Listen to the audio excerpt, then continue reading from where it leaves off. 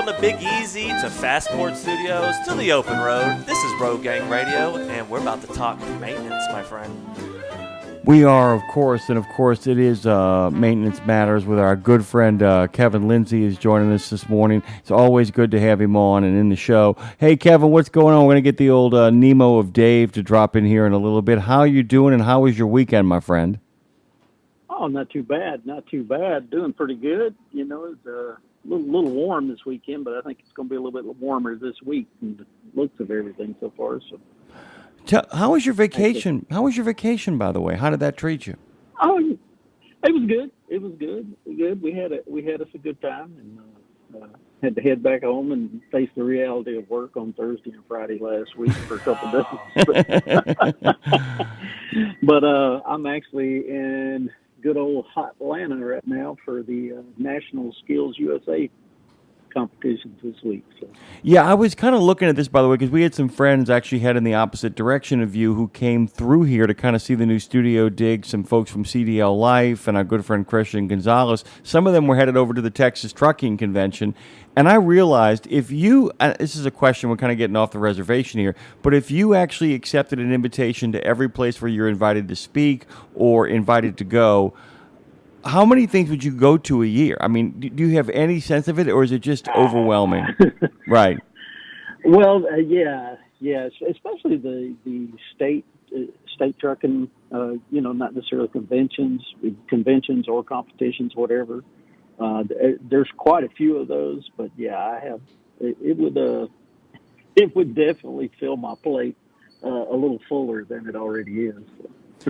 You know, and so last week we had this kind of crazy kind of content last week, and I kind of wanted to, before we get to today's topic and kind of dig in that direction, I kind of wanted to take a moment here to kind of get your expertise, just some of your thoughts too, by the way, because we really did have this moment as we're in the middle of new content, we're in the middle of new programming, we're figuring stuff out. I wanted you to kind of give you a moment to kind of unpack, if you wanted to, the future of diesel engine oils, if you wanted to offer any thoughts or insights about that before we kind of shift gears and go some other places this morning.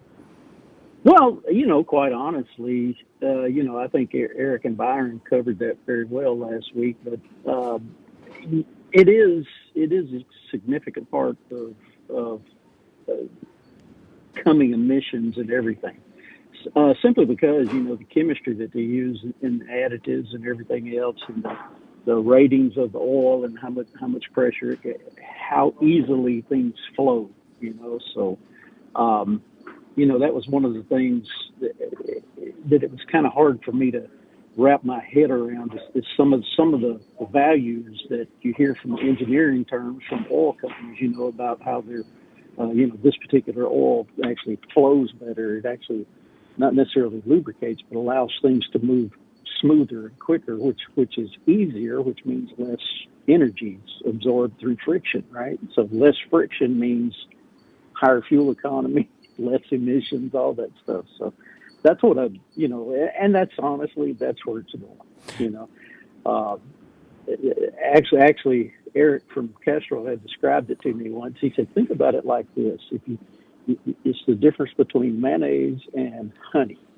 He said, but if you take a knife and run it through a jar of mayonnaise, even though it may be thicker, it moves easier.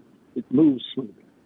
But when you do that with honey, now all of a sudden it's hard to move it, even though you can pour it. So, that's a great analogy. That's great, because I thought about that for a second. And I said, I'm actually proud of myself, because my first thought was the consistency of honey is better, but the flow of mayonnaise. So you get a piece of toast. If you get a piece of toast and you try to spread honey on it, it's like.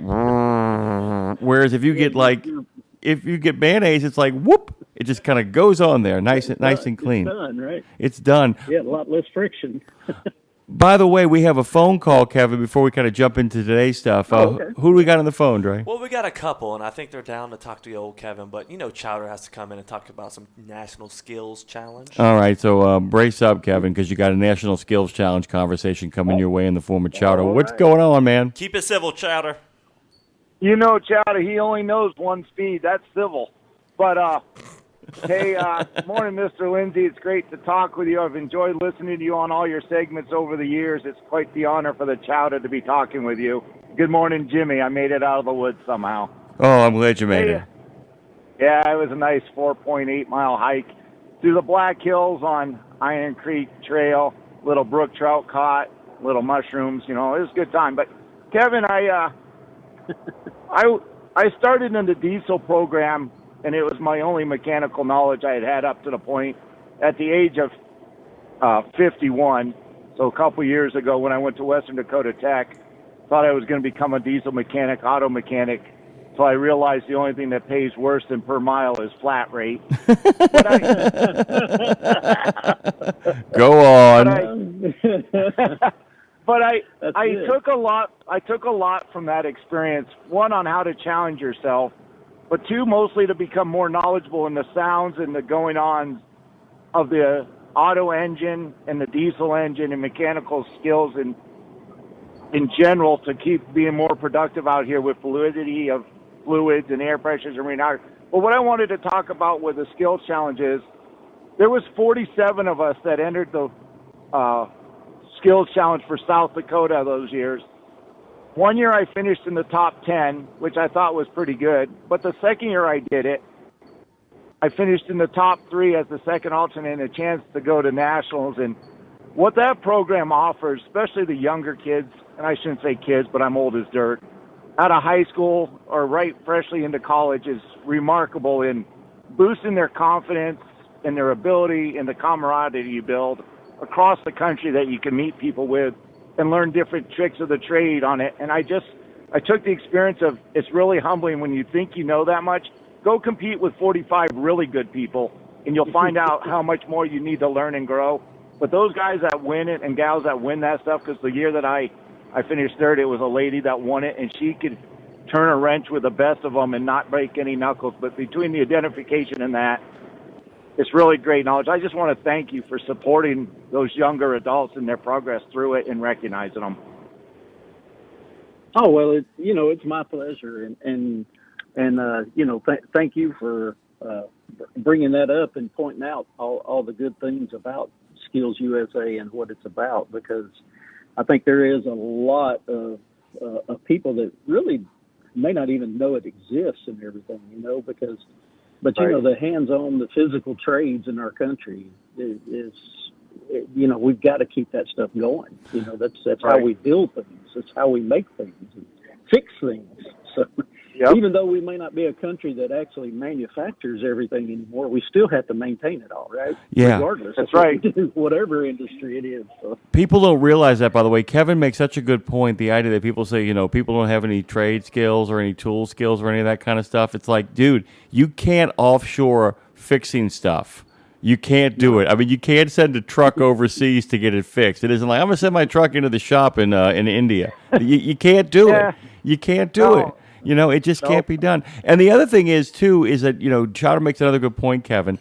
If you ever want to get better and you think you're great in your little small hometown, go someplace where there's lots of people who are great in their own small town. And then you get around some people, and some of those people are beasts, right? I mean, some of those people are just monsters with a wrench. I have run into some kids over the years, not only at skills, but at different competitions and stuff that just really impressed the heck out of me. I mean, they're just on top of their game, trying to do everything they can to learn their craft or art, whatever you want to call it.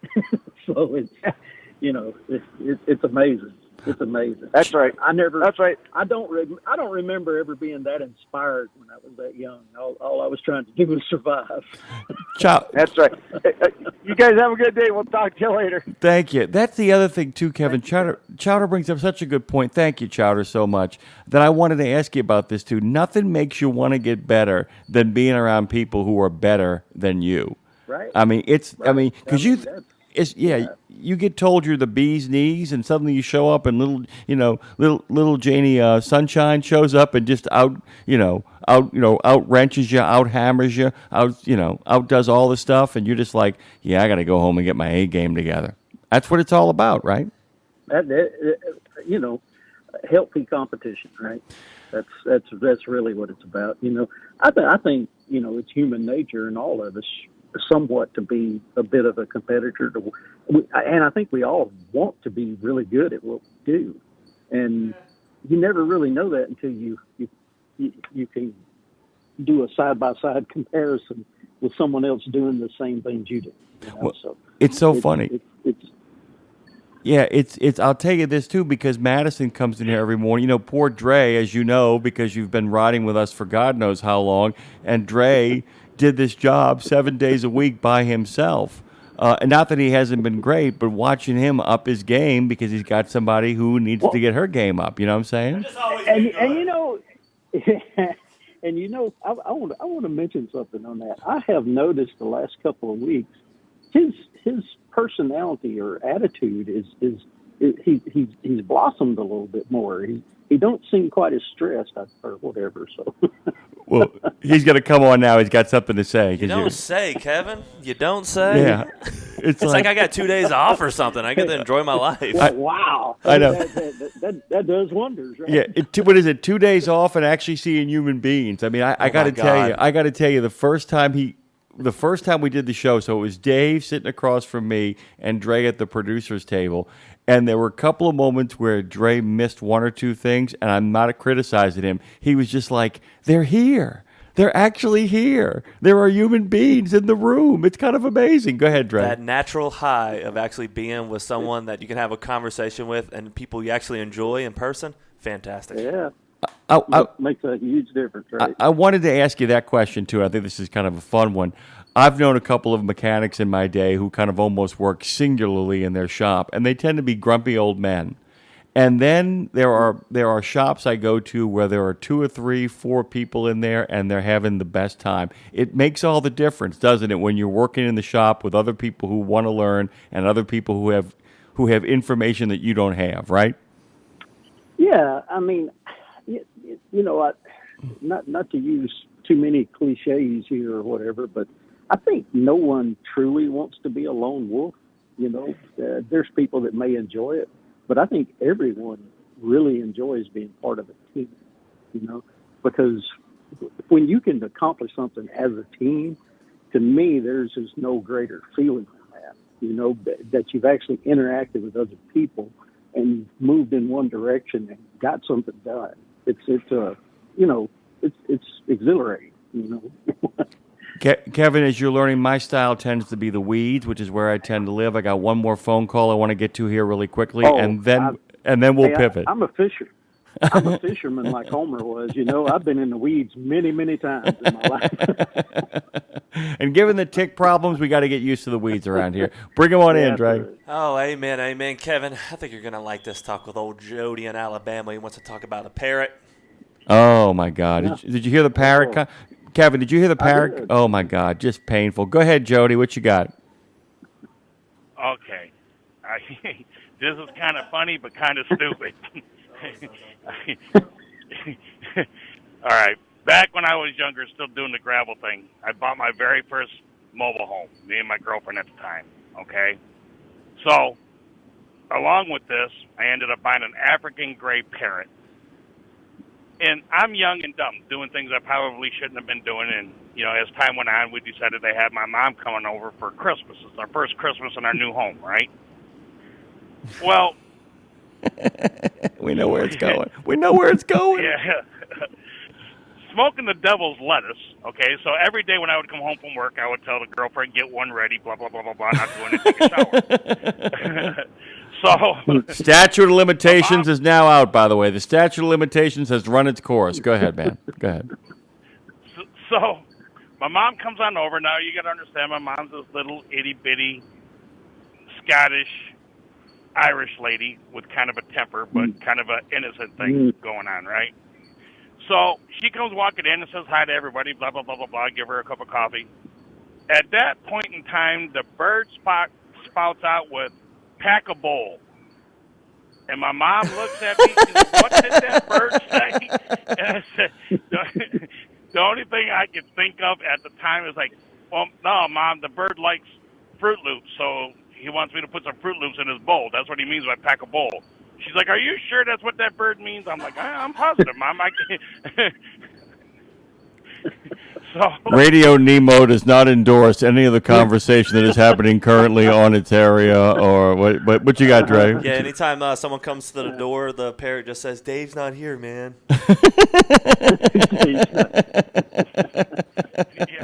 A couple short years later, the bird went to a new home. But yeah, so it was just. And I heard you bring up the whole parrot thing. It's like, yeah, I got to tell people this story because it was just the look on my mom's face when that bird popped out. Pack a bowl. It was like, oh Christ, it was like, here we go. So Polly want a fat one. Polly want a fat one. Polly want a fat one. Oh, thank God I didn't teach it to say that. Yeah, because there's no. Hey, I got Good. I got one question for you though. But why would you buy a parrot? Why did I buy a parrot? Yeah. Well, it was during one of those induced moments. Yeah, I was going to say he packed a bowl. And I really didn't have nothing else to do, so I was like, "Oh wow, an African gray." And it's like, "Oh yeah, they got the vocabulary of a 5-year-old." I'm like, "Oh really?" There's nothing that could possibly go wrong with this plan. Nothing, right? Hey man. By the way, can you imagine that? Do me a favor, pack a bowl and buy a parrot. Yeah, in that order. Jody, thank you. You have any questions for Kevin about maintenance other than maintaining a nicely packed bowl? No, it's just well, okay. People think that I'm silly because I change my fuel filters every 15,000 miles. I don't think it's silly at all. I do an oil change every 30,000, but I change my fuel filters every 15,000. Sometimes in the wintertime, every 10,000, just because I'm, that kind of. I don't know what the word is. I just want to make sure that things are going right. Yeah, there's no doubt. I can see, people thinking you're silly or being too cautious or spending too much money. But the reality of that is, most of the engine OEMs, extended out a lot of these filter change intervals and everything. A lot of that's based on pressure from bigger fleets that are cutting those costs, that are doing things different. So, quite honestly, it really depends on, your equipment. Where you're getting fuel, if the fuel's good, and which, all fuel has a certain amount of contaminants and stuff in it. So it's not a bad idea. It's not and especially if you run in the South a lot, because, a lot of people don't think about this, but they think a lot of times a lot of the water they see in their fuel system, comes from where they fueled up, and which it can, but, places like that, like we do, you have monitors and stuff with that gets to certain levels. You got certain measures you take and work with that. But in the trucks, you still got that tank that's hot, the heat from the engine generated off the roads and everything. And then as that fuel level drops, that air's hot inside that tank. And you get condensation that builds up inside the tank a lot of times. And then when you fuel it up, it's cooler, so it cools it down. But as it drops, it condensates and you build moisture up in the tank. And a lot of people don't realize how much that can really affect it, especially in the South, or in the Great Lakes area in the summer. Well, see, that's just it. Jimmy knows that 90% of my stuff is down in the South, Florida, Georgia, Louisiana, Texas, Alabama, stuff like that, Mississippi. That's where I'm at most of the time. Even though my home base is in Michigan, I also live in Florida. I live in both places, but most of my time is down here in Florida.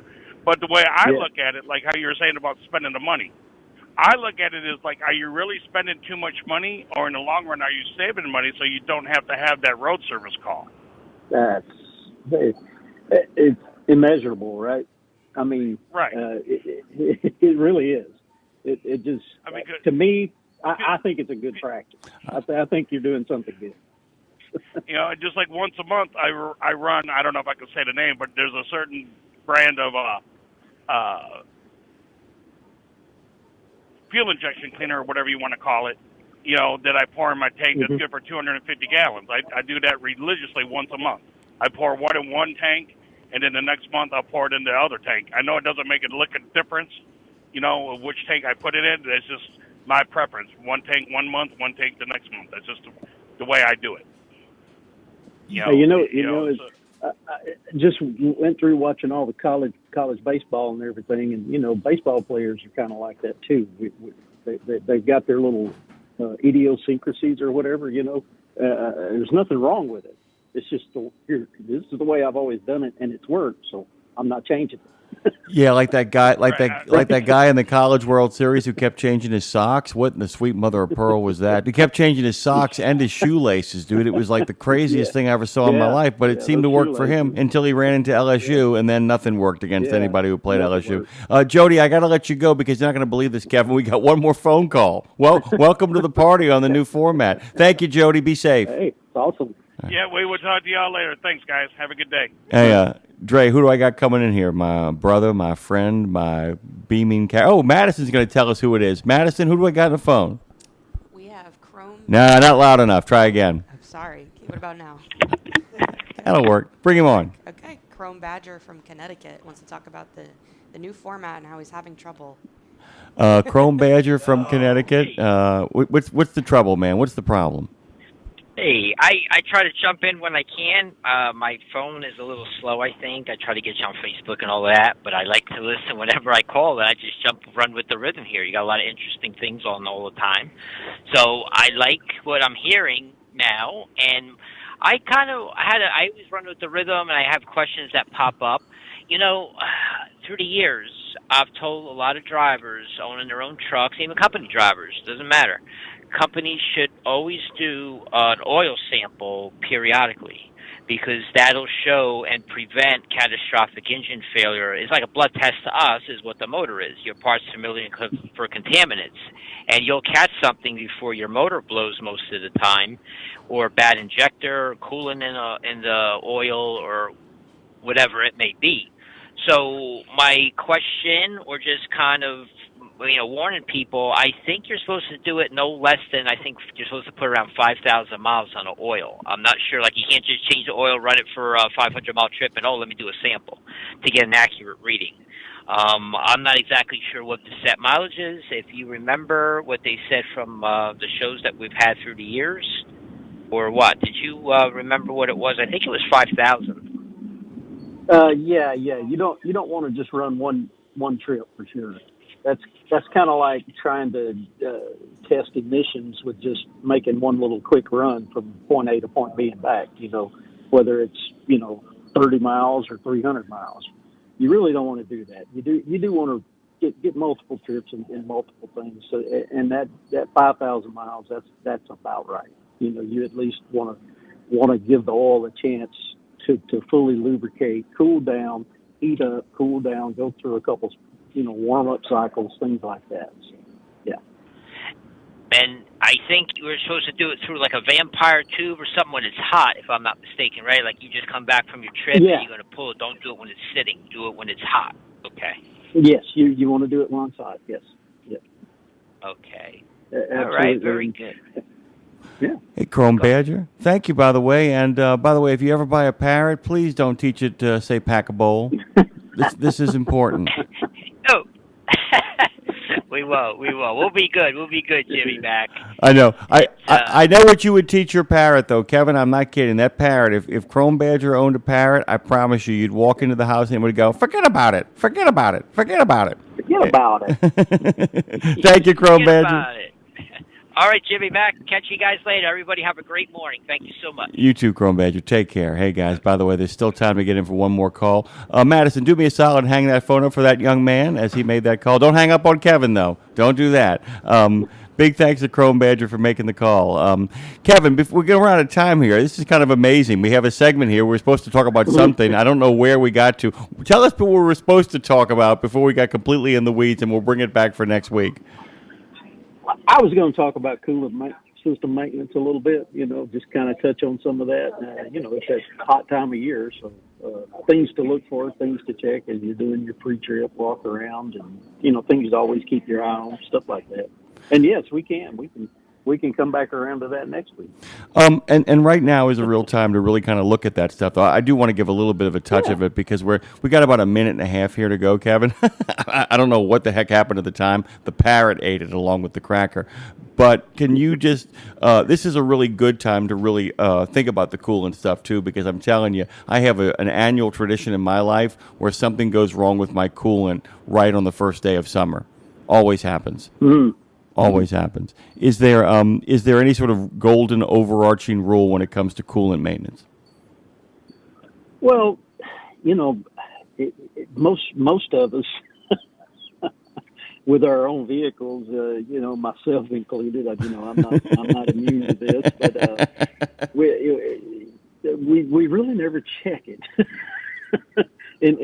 But in trucks, you really have to, right? I mean, you should always check it. Not just protection levels and stuff like that, but you've got to keep that right, because most everything in the engines nowadays are designed for basically what amounts to about a 50-50 balance of good clean water and coolant, right? So, deionized water or whatever, but that's how most of the coolants nowadays are already pre-diluted. I mean, you still buy the concentrates, but you got to be careful with what water you do mix in with it. You don't want to use creek water, unless it's a nice clear spring that's been filtered, maybe. But even then, you've still got a lot of other calciums and stuff like that can get in it, and create, cause chemical reactions that can form deposits and then slow flow down. We have lots more to talk about next time, Kevin. We are out of, I can't believe how fast this went by. I want to thank everybody who actually called and jumped into the conversation. We really appreciate you. Kevin, go have the best of days and enjoy Atlanta and go admire those young folks. Will do. And I appreciate you guys having me. You got it, brother.